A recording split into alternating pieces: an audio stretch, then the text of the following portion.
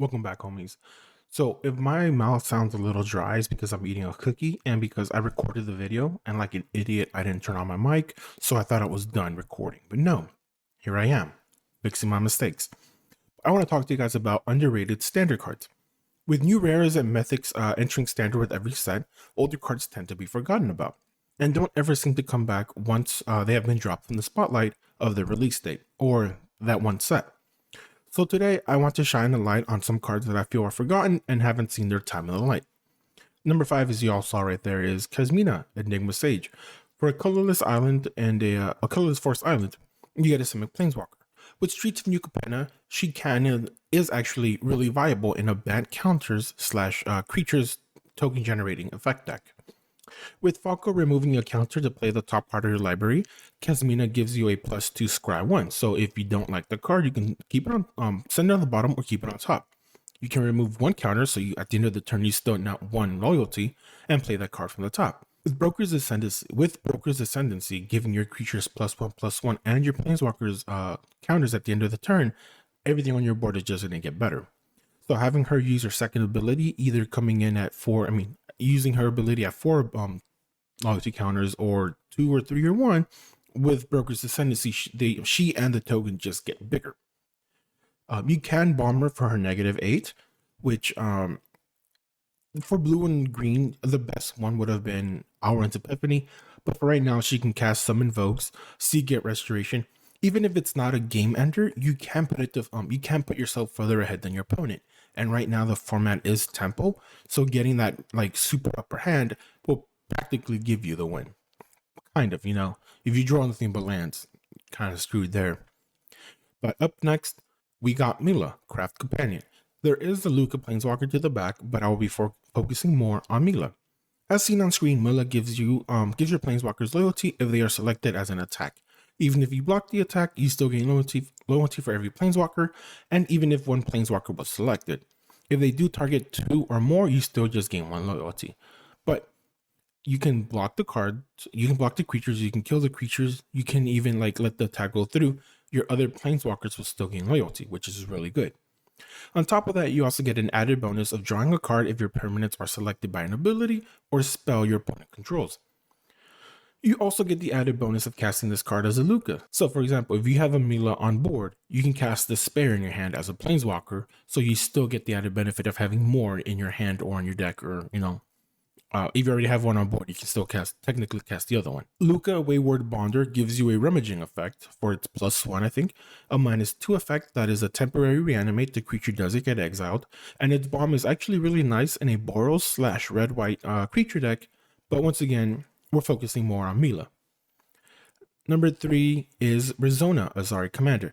Although she isn't even close to rotating, she still made the list. I love hasty creatures, and I love getting the stats you pay for.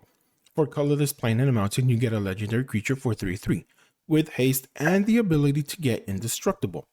Whenever she deals combat damage, she gets an indestructible counter, which can be removed by dealing damage, combat or non, to the player that controls her. So if I deal damage to my opponent, she gets a counter.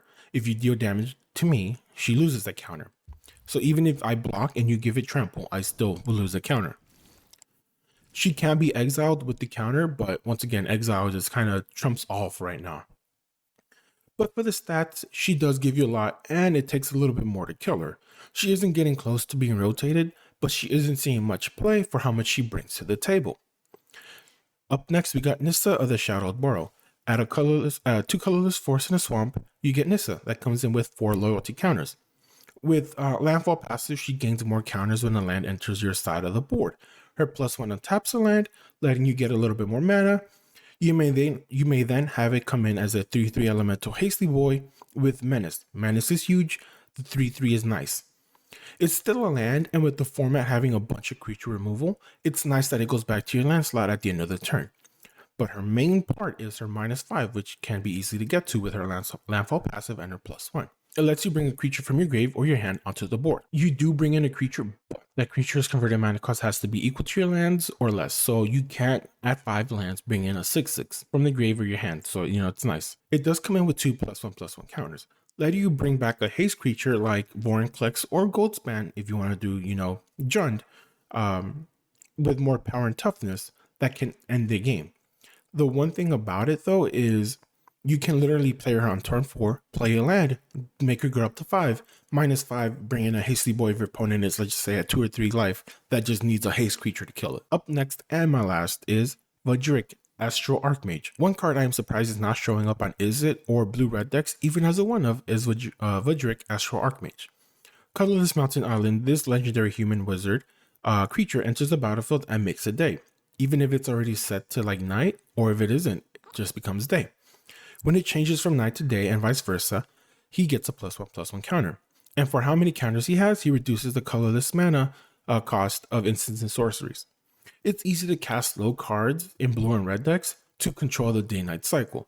You can cast 2 on your opponent's turns with instants, you can cast 2 on your turn. If you don't want to cast on, you just pass turn and he changes the cycle. Protecting him also comes easy with cards like You See a Guard Approach to counters like Spell Pierce. He brings a lot to the table. Yeah, sure, he is a 1/2, but once again, with low cost protection, he is really viable and I feel like should be played more of. For a 3 mana that keeps getting bigger, makes your cards cost lower. So in the early game, he helps you set up for the late game for your spells to cost less. So you can go Magma Opus for 2, your opponent counters, Magma Opus again for 2, because it's 2 mana. You're gonna like, what, just negate all of them? Nah, bruh. That was my 5 card list for cards that are underplayed or that I feel are just underappreciated for what they bring to the table. Obviously, Standard has some better cards that you can play, but having like 1 or 2 of in a deck can catch your opponent off guard. But what do you think is underplayed or people haven't seen the potential of a card? Let me know in the comment section below. Hope you guys have a nice day, and thank you guys for subscribing and liking the video.